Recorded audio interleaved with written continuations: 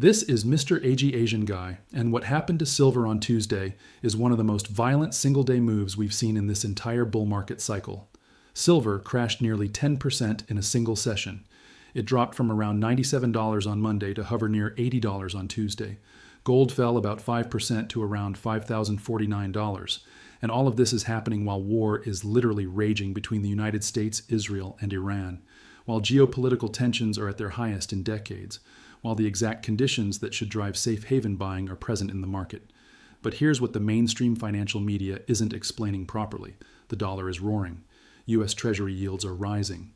And the market is treating the U.S. dollar as the ultimate safe haven for this Iran conflict, not gold, not silver. This dynamic is critical to understand if you want to navigate what comes next. Before we get into the technical levels and the full breakdown, drop a comment right now and tell me where you're watching from. What city? What country? I've been amazed at how global this community has become. We have viewers from Tokyo, Seoul, Singapore, Hong Kong, Sydney, London, Frankfurt, Toronto, New York, Los Angeles, Dubai, Mumbai, everywhere around the world. Let me know where you're tuning in from because these moves affect everyone regardless of geography. The dollar moves, precious metals move, and that impacts purchasing power everywhere. Now let me be absolutely clear about something before we continue. I don't sell courses, I don't sell signals, I don't sell mentorships, I don't sell anything at all. If anyone contacts you claiming to be me and trying to sell you something, block them immediately. That is not me. I am only on YouTube and X. My handle on X is Mr. AG Asian Guy. That's the only way you know it's really me. What I do here is break down the data, show you both sides, give you the technical levels, and help you understand what's actually happening so you can make better decisions for yourself. I'm not here to pump. I'm not here to spread fear. I'm here to give you clarity and substance in markets that are designed to confuse you. If this kind of real-time technical analysis helps you understand these volatile markets, make sure you join our WhatsApp community. The link is in the description below. That's where we share updates as they happen, discuss the charts in real time, and build a community of traders and investors who actually want to understand rather than just react emotionally. Also follow us on X at Mr. AG Asian Guy because that's where I post quick updates throughout trading sessions when moves are happening fast. Now let's get into exactly what happened and why, because the details matter. Silver extended losses on Tuesday, falling nearly 10% as a stronger U.S. dollar and rising U.S. Treasury yields tempered demand for safe haven assets. At the time of the sharpest selling, silver was trading around $80.68, hovering near its lowest level in over a week. Earlier in the session, silver hit a low of $78.06. Think about that. Silver touched $78 at the lows. Just weeks ago, it was above $120.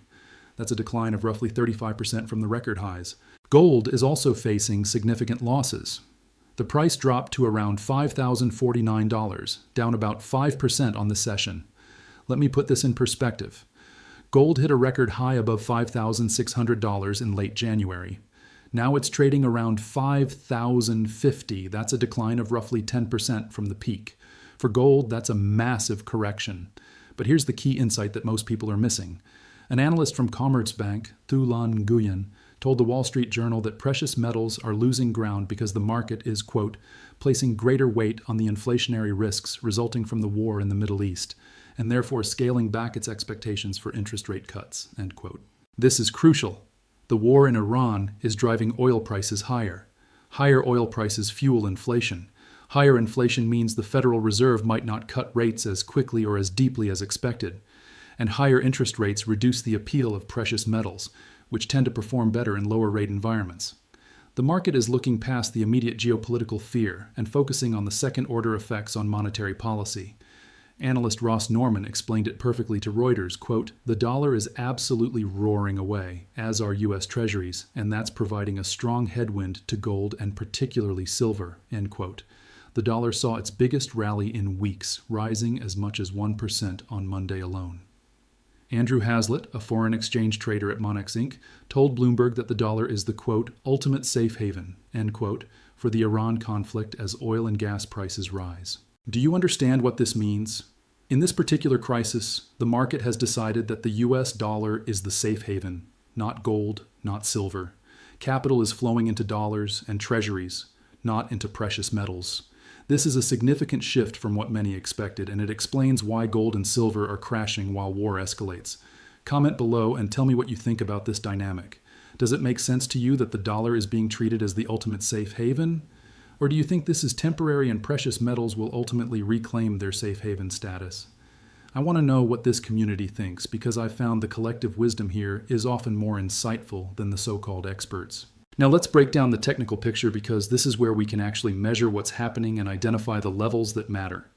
From a technical perspective, the near-term outlook for silver has turned decisively bearish, following a sharp reversal from Monday's peak near $96.50. The 4-hour chart shows the metal trading near the lower boundary of a rising wedge pattern. This is critical. A rising wedge is typically a bearish pattern, and when price breaks down from the lower boundary, it often leads to accelerated selling. The momentum indicators reinforce the negative bias. The relative strength index, the RSI, has dropped toward the 30 level, approaching oversold territory. This reflects strong selling pressure, but it also suggests we're getting close to levels where bounces typically occur. When RSI hits 30 or below, that's often where short-term bottoms form. But in strong downtrends, oversold can stay oversold for extended periods. Meanwhile, the moving average convergence divergence, the MACD, remains below the signal line in negative territory. The histogram is widening to the downside, which tells us selling momentum is still accelerating, not slowing down. Until we see the MACD histogram start to contract and turn back towards zero, the sellers remain in control. Let me give you the specific levels to watch because these are the numbers that will determine whether silver bounces or crashes further. On the downside, a decisive break below the wedge support could intensify selling pressure. The next support level sits near $72.32. This corresponds to the February 18th low. If silver breaks below the current zone around $80 and takes out $72.32 becomes the target. Below that, a deeper decline could target the $64.08 region. This is marked by the February swing low. Let me say that again, $64.08. That would represent a decline of roughly 47% from the record highs above 120, a 47% crash. That's the risk if these support levels fail. On the upside, immediate resistance is seen at the 100-period simple moving average near $83.20. This is the first level bulls need to reclaim. If silver can get back above $83.20 and hold, that would be the first sign that the selling pressure is exhausting. Above that, the 200-period simple moving average sits around $88.80. This is the key level. A sustained move above the 200-period SMA would be needed to restore bullish momentum and signal a potential resumption of the broader uptrend. Until silver reclaims $88.80, the technical picture remains bearish. So here's the framework. Bulls need to defend 80, reclaim 83.20, and then push through 88.80. Bears have already taken control and are targeting 72.32 first, then 64 if that fails. These are the battle lines. These are the numbers that matter. Now let's talk about what's driving the inflation fears, because this is the macro backdrop that's reshaping the precious metals trade. Oil prices surged this week after the breakout of the Iran conflict. The U.S. West Texas Intermediate benchmark rose 7% on Monday. Brent crude oil futures rose as much as 8%, reaching the highest mark in more than a year. These are significant moves in crude. Thierry Wisman, a strategist at Macquarie Group, told CNBC, quote, "War has proven to be inflationary as it is associated with negative supply shocks," end quote. He explained that oil prices are surging amid higher insurance premiums and forced rerouting of maritime shipping. Here's the key geopolitical factor. The Iran conflict has effectively halted traffic through the Strait of Hormuz.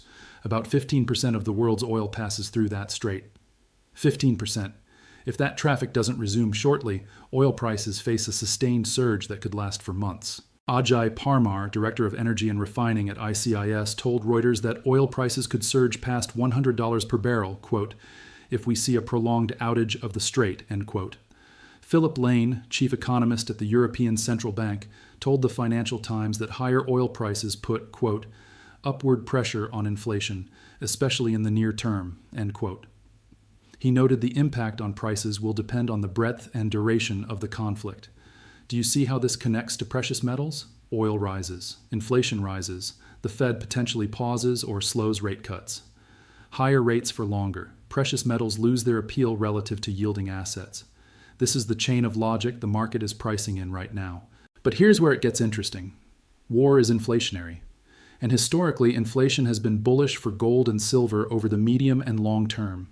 The immediate reaction may be dollar strength and precious metals weakness. But if inflation actually materializes and stays elevated, That should eventually drive money back into hard assets. The question is timing. Are we in the phase where the market prices and rate cut expectations being pushed back?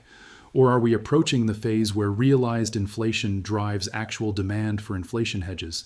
Getting this timing right is the difference between buying too early and catching the bottom.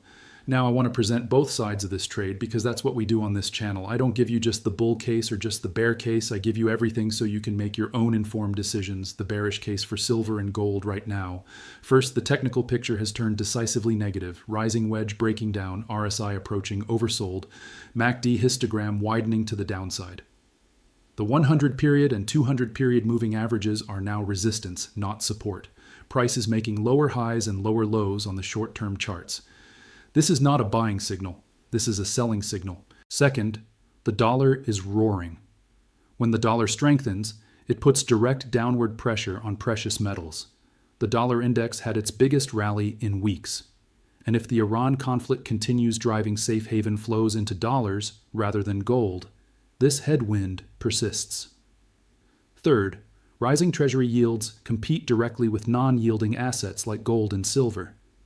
When you can get meaningful yield from government bonds, the opportunity cost of holding metals that pay nothing increases. Money flows to yield. Fourth, the market is scaling back Fed rate cut expectations. If inflation fears from higher oil prices cause the Fed to pause or slow its easing cycle, the entire bull case for precious metals based on falling rates gets delayed or negated. Fifth, the technical support levels are concerning. A break below 80 could target 72. A break below 72 could target 64. That's potentially another 20% downside from current levels. The risk-reward for aggressive long positions here is not favorable until we see stabilization and reversal signals.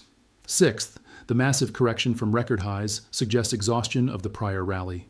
Silver went from around $30 in 2024 to above $120 in January 2026. That's a 400% move. Corrections after moves of that magnitude can be deep and prolonged. 50% retracements are not unusual. Those are the bearish arguments. They're legitimate, they're data-driven, you need to factor them into your analysis. Now, the bullish case for why this crash might be the buying opportunity of 2026. First, the RSI is approaching 30 in oversold territory. While oversold doesn't mean instant reversal, historically silver bounces when RSI hits these levels. We're getting close to technical conditions where short-term bottoms form. Second, the fundamentals haven't changed. Central banks are still accumulating gold. Silver industrial demand for AI and green energy continues growing. Supply constraints remain. The structural bull market thesis is intact. This is a price correction within an ongoing uptrend, not the end of the bull market. Third, silver has held the $78 level so far. That intraday low of $78.06 was tested and bounced. If that level holds on retests, it establishes a short-term floor that traders can work with. Fourth, the inflation that higher oil prices create is ultimately bullish for hard assets. Yes, the immediate reaction is dollar strength and rate cut expectations being pushed back. But if inflation actually materializes and persists, money will flow into inflation hedges. We may be in the pain phase before the payoff phase. Fifth, precious metals gained ground in late February before this crash, with analysts attributing the price hikes to a softer dollar and mounting tensions with Iran. The uncertainty increase in international tensions typically increases the safe haven appeal of metals. The current selling may be a shakeout before that appeal reasserts itself. Sixth, silver remains up significantly year to date and massively up year over year despite the crash. Even at $80, we're talking about gains that would have seemed impossible just 2 years ago. The long-term trend remains bullish. The bull market is not over. Seventh, the record highs above 120 in late January capped a months-long rally fueled by international tensions, President Trump's tariffs, and concerns over Federal Reserve independence. Those drivers haven't disappeared. They've temporarily been overshadowed by the dollar strength reaction to the Iran conflict. Let me tell you what I'm watching to determine which scenario plays out. First, the $78 low. Does it hold on retests, or does it break? A break below 78 opens up 72.32. Holding above 78 preserves the possibility of a bounce. Second, dollar strength. Does the dollar index continue rallying, or does it stabilize and pull back? Watch the DXY. If the dollar rally exhausts, precious metals should find relief.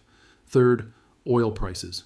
Does crude continue toward $100, or does it stabilize? If oil keeps surging, inflation fears keep building, and the dollar stays strong. If oil stabilizes, the immediate pressure on metals eases. Fourth, the 100-period moving average at 83.20. Can bulls reclaim this level?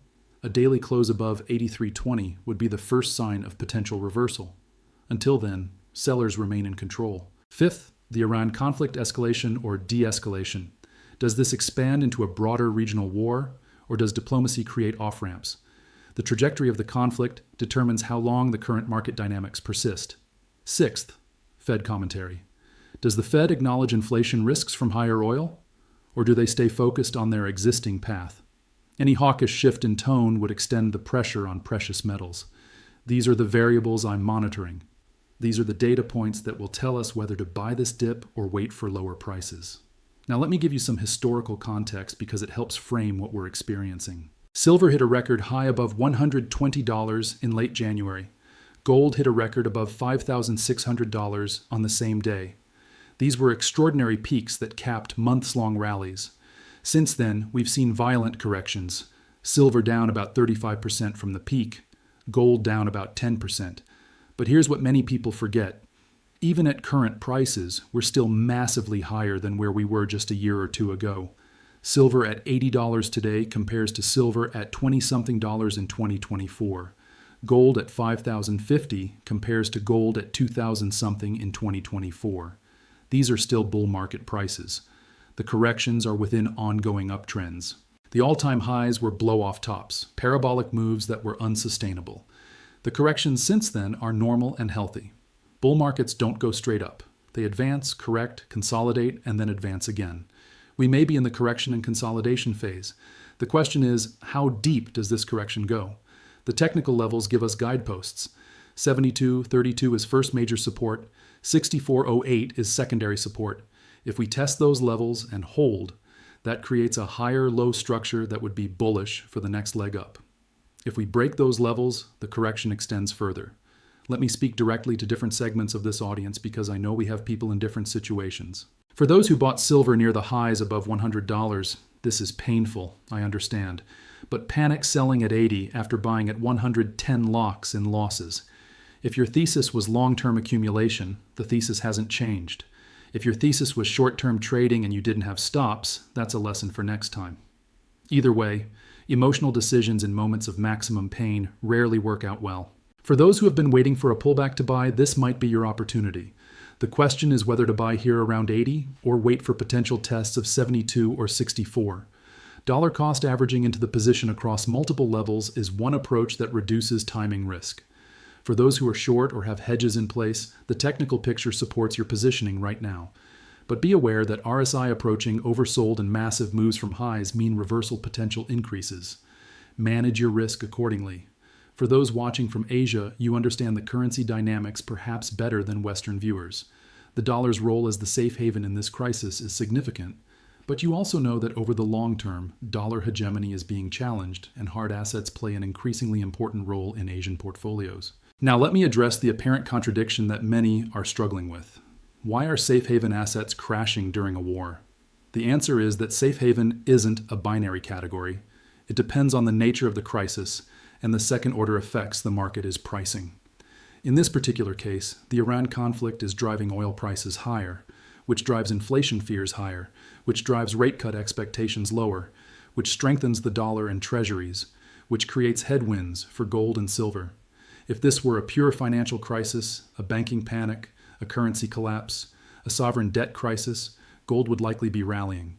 But this is a geopolitical conflict with energy market implications that feed through to inflation and monetary policy. The transmission mechanism is different. That said, the market's initial reaction isn't always the lasting reaction. After the initial shock passes, after the second-order effects are fully priced, the fundamental case for hard money reasserts itself. War is inflationary. Inflation erodes purchasing power. Gold and silver preserve purchasing power. The logical chain eventually reconnects. The question is timing. And timing in markets is never certain. That's why position sizing and risk management matter more than perfect entry points. Let me give you my key takeaways because we've covered a lot of ground. First, silver crashed nearly 10% to around $80, while gold dropped about 5% to around $5,050. These are significant moves that reflect genuine selling pressure, not minor fluctuations. Second, the dollar is being treated as the ultimate safe haven for this Iran conflict. Rising Treasury yields and dollar strength are providing strong headwinds to precious metals. This dynamic may continue as long as the conflict drives oil higher and inflation fears persist. Third, the technical picture has turned decisively bearish in the short term. Rising wedge pattern breaking down, RSI approaching oversold, MACD histogram widening lower. The 100 period moving average at 83.20 and the 200 period at 88.80 are now resistance levels that bulls must reclaim. Fourth, critical support sits at 72.32 and 64.08. A break below 80 targets 72. A break below 72 targets 64. These are the levels where buyers need to step in to prevent further acceleration lower. Fifth, the inflation dynamics from higher oil are complex. Short term, they strengthen the dollar and pressure metals. Longer term, realized inflation is bullish for hard assets. The question is how long the short-term phase lasts. Sixth, despite the crash, silver remains massively higher than it was a year or two ago. The bull market thesis of central bank accumulation, industrial demand, and monetary debasement hasn't changed. This appears to be a correction within an ongoing uptrend, not the end of the bull market. Seventh, the Iran conflict trajectory will heavily influence market dynamics. Escalation extends the current pressures. De-escalation allows normalization and potential recovery. The unresolved tension is this: we have a technical breakdown in progress with clear support levels below. We have fundamental drivers that suggest long-term bullishness. We have a geopolitical situation that's creating immediate headwinds but could shift at any moment. Does silver bounce from the 78 to 80 zone and reclaim the moving averages? Or does it break lower towards 72 and 64 before finding a floor? The coming sessions will tell us. The levels I've given you are the guideposts. Watch them closely. Now here's what I need from you. If this technical breakdown and analysis helped you understand what's happening and gave you specific levels to watch, hit that subscribe button. Looking at the numbers right now, a large percentage of you watching aren't subscribed. If this content adds value, subscription is free, and it helps us grow this community of informed traders and investors. Make sure you join our WhatsApp community. The link is in the description. That's where we discuss these developments in real time, share chart updates as they happen, and connect with others who actually want to understand markets rather than just guess. Follow us on X at Mr. AG Asian Guy. That's where I post quick updates throughout trading sessions across all time zones when moves are happening fast. Drop a comment below with the levels you're watching. Are you focused on the $80 zone? Are you waiting for 72? Do you think we bounce here or break lower? And don't forget to tell me where you're watching from. I want to see how global this community has become. Remember, the technicals give us a framework. The fundamentals give us direction. Risk management keeps us in the game. Know your levels, know your stop losses, know your position sizes. Don't let emotion drive your decisions. Days like Tuesday test your discipline. They test your preparation. They test your ability to execute a plan rather than react to fear. The traders who survive and thrive in this environment are the ones who approach it systematically, not emotionally. Do your own due diligence. Understand the risks. Be accountable for your own decisions. Have a clear plan and know your time frames. Are you trading the 4-hour chart or investing on a yearly thesis? Plan and position accordingly. 72.32 downside, 83 21st resistance, 88.80 for bullish resumption. Those are your numbers. Watch them, trade them, respect them. This is Mr. AG Asian Guy. Join the WhatsApp community, follow us on X, and I'll see you in the next one. Stay sharp out there.